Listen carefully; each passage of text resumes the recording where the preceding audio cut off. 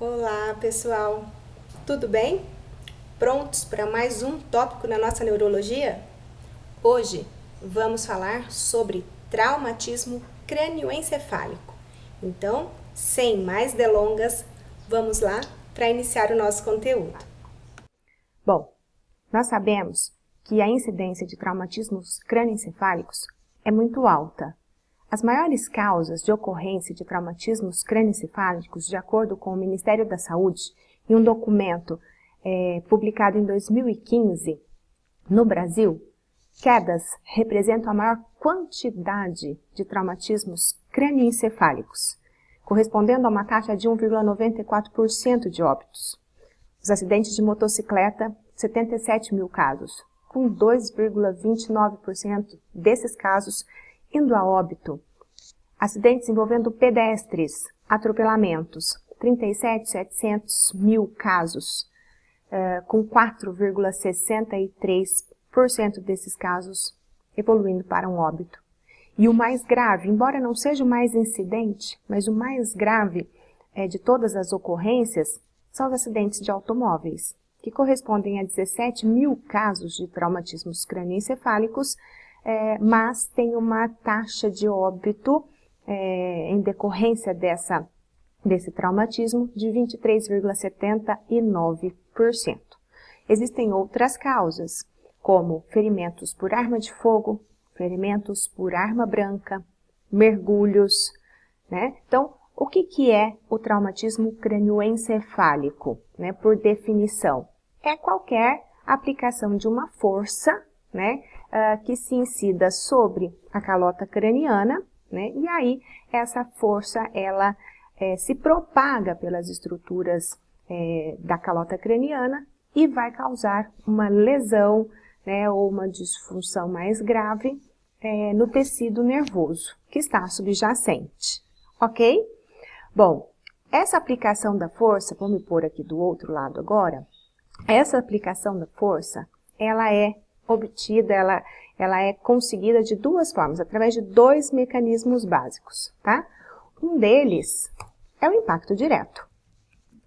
Então, algo que caia sobre a minha cabeça, né? Uma placa de supermercado, já aconteceu com uma aluna minha, por sinal, de muitos anos atrás. Ela estava fazendo compra, despencou uma placa daquelas que falam o que tem em cada setor e caiu na cabeça dela. Então, impacto direto, né? Ou eu bater a minha cabeça no painel do carro, né? Então, impacto direto sobre a calota craniana. O segundo mecanismo é um pouco mais difícil da gente compreender, mas também não é tão difícil assim. É a inércia. É possível que eu faça um traumatismo crânioencefálico, ou seja, que eu tenha uma aplicação de uma força causado por um mecanismo de inércia, né? Nesse caso da inércia, nós estamos falando num processo de desaceleração, ok?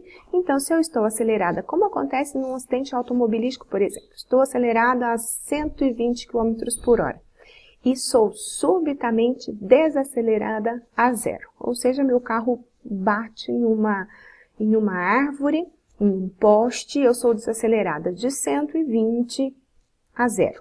O que acontece com a estrutura dentro da nossa calota craniana? Essa figura vai nos ajudar a ver um pouquinho o que acontece dentro da calota craniana quando a gente tem uma aplicação de uma força de desaceleração. Eu vou aumentar um pouquinho a figura, depois eu reduzo ela e ponho num canto. Então, a gente observa aqui, olha, se eu estou acelerada e abruptamente eu sou desacelerada, lembre que o nosso encéfalo, ele está ali meio que solto dentro dessa calota craniana, né, envolvido por uma camada de líquido, né, aquele espaço subaracnoídeo cheio de líquido cefalorraquidiano. Então, na hora que eu estou acelerada, tudo está acelerado junto, certo? Quando eu sou subitamente desacelerada, o encéfalo lá dentro tende a continuar. O que é a inércia? O corpo em movimento tende a se manter em movimento, né? Então, ele vai continuar acelerado a 120, até que ele encontre algo que o faça parar. Então, ele acelera continua vindo para frente, a gente normalmente anda para frente, então a gente desacelera neste sentido antero-posterior, né? Então ele continua vindo para frente e vai acabar impactando por dentro na calota craniana. Isso não precisa ocorrer com este mecanismo. Por exemplo, aqui eu tenho um impacto e além do impacto eu tenho esse mecanismo da inércia. Isso pode acontecer simplesmente pela inércia, como o desenho que eu coloquei ali em cima para vocês, né, perto do título da aula, mostra. Aqui eu não tenho nenhum mecanismo, aquele mecanismo de chicote que a gente conhece, e ele impacta, o encéfalo impacta lá dentro, né, justamente por conta desse balanço, dessa aceleração e desaceleração que ele é imposto nesse mecanismo, ok? Então, são os dois mecanismos que a gente tem, o impacto direto e a inércia, ok? Então, nem sempre preciso bater a minha cabeça para ter uma lesão. Com esse mecanismo, até já dá para a gente olhar aqui e aqui, ó, né? As regiões que normalmente são mais impactadas são a área pré-frontal, que é a região que está bem aqui, né? E a região anterior de lobo temporal. São as duas regiões que normalmente têm maior incidência de lesões por traumatismos crânioencefálicos, mas não são as únicas, tá? Podem ser as regiões mais diversas, mas realmente são as que aparecem com maior incidência em processos traumáticos cerebrais, tá?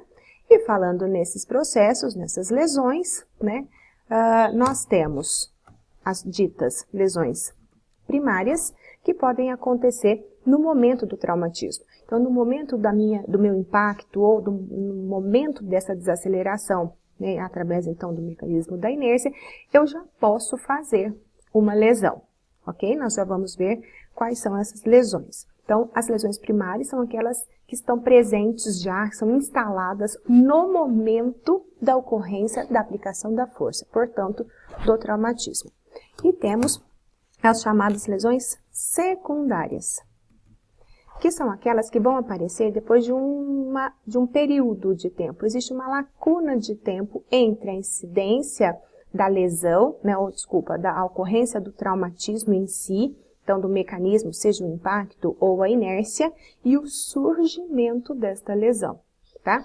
Existe aquele mito, que não é mito, de que a gente não pode dormir até 12 horas depois de uma ocorrência traumática na calota craniana que tenha sido um pouco mais severa, né?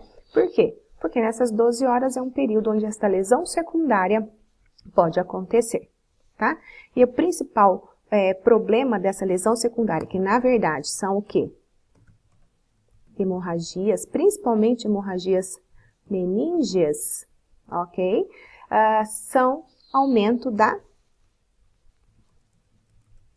Alguém respondeu? Da TIC, ou seja, uma hipertensão intracraniana. Então, vamos conhecer um pouquinho agora dessas causas primárias, das lesões primárias decorrentes de traumatismos. Nessas lesões primárias, eu tenho a mais simples delas, que é a concussão. A concussão, ela é manifestada apenas clinicamente. Às vezes eu vou fazer um exame de imagem, alguma coisa não vai dar nada, mas ela tem manifestações clínicas. Não há lesões visíveis, mas há disfunções instaladas, né? Então, normalmente essa disfunção ela tem uma característica mais cognitiva, comportamental, uma confusão mental, né? Um problema de memória, sim, desorientação temporoespacial, ok? E isso pode ficar alguns minutos, pode ficar algumas horas, sim? Então, esse é um tipo de ocorrência, de lesão primária, tá? A concussão. Depois, nós temos a contusão. Contusão, você já vai pensar, vamos traduzir isso numa palavra mais simples, num machucado, tá? Então, aquela imagem que eu tinha mostrado lá na lousa para vocês, né, para explicar o mecanismo de inércia, ele já mostra a região temporal machucando, ok? Então, ali eu tenho um mecanismo de contusão, certo? esse mecanismo, então, é o que é instalado, seja pela inércia, ou seja, pelo impacto direto, ok?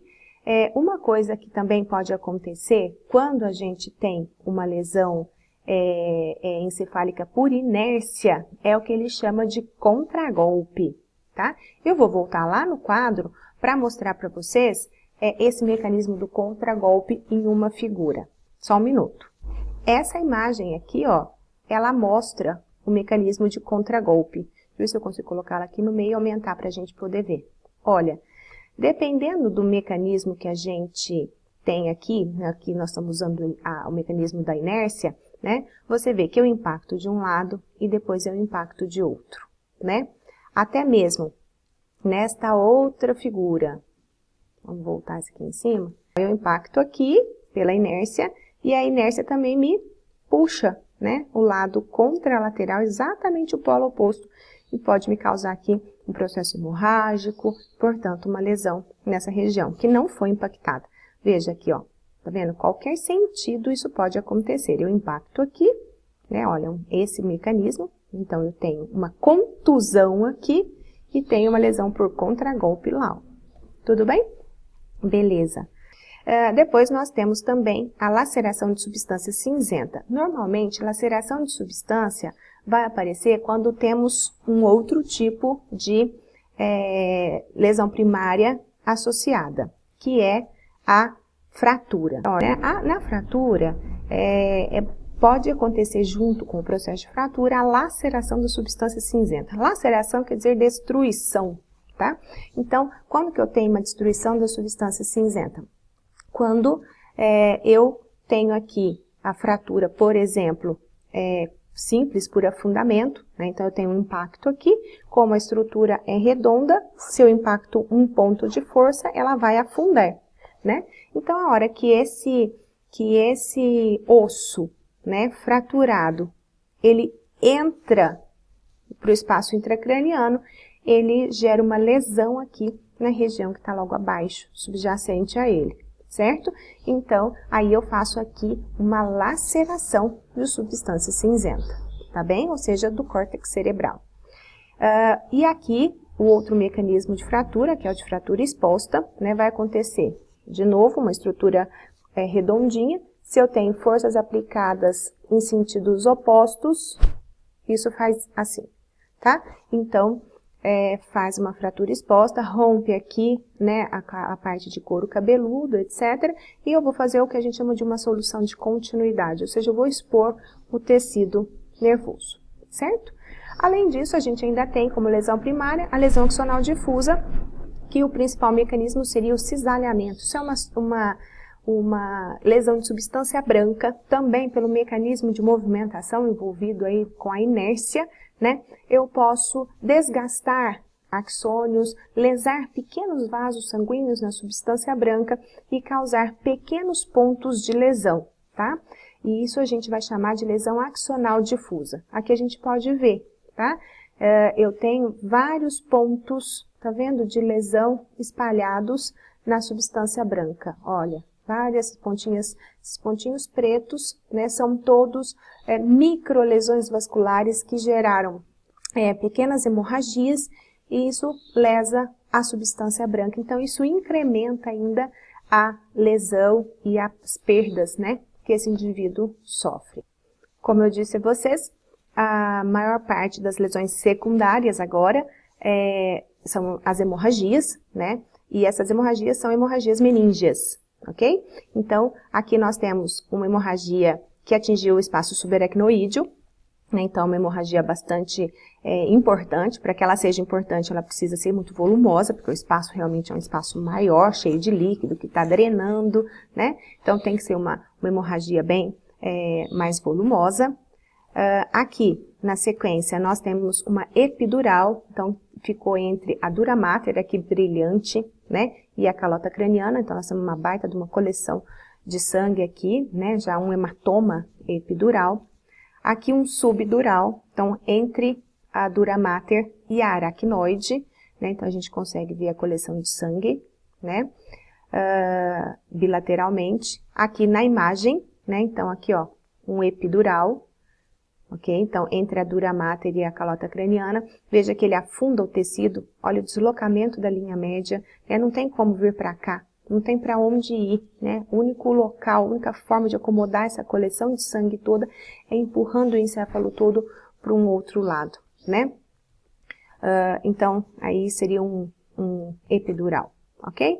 E a hemorragia intraparenquimatosa dentro do tecido é bem menos frequente em casos de traumatismos. Podem acontecer, mas são bem raros, né? Isso aqui é um caso mais realmente de uma ruptura vascular, né? Mas pode ter, né? Aqui a hemorragia intraventricular, né? Que também pode acontecer em casos de traumatismos cranianos, e a intraparenquimatosa, né? Aqui, então, dentro do próprio tecido, ok? Então, mas as mais frequentes em termos de lesão secundária, de processos hemorrágicos pós-traumáticos, realmente são as hemorragias meníngeas, ok?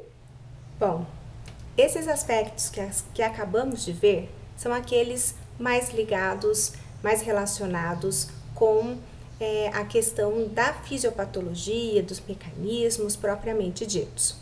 No próximo vídeo, já um pouco mais conciso, nós vamos ver quais são as principais manifestações decorrentes de um traumatismo crânioencefálico em relação aos aspectos cognitivos, comportamentais e emocionais. E com isso, logicamente, qual é o seu papel quanto neuropsicólogo nesse processo. Então, a gente se vê já no próximo vídeo. Tchau, tchau!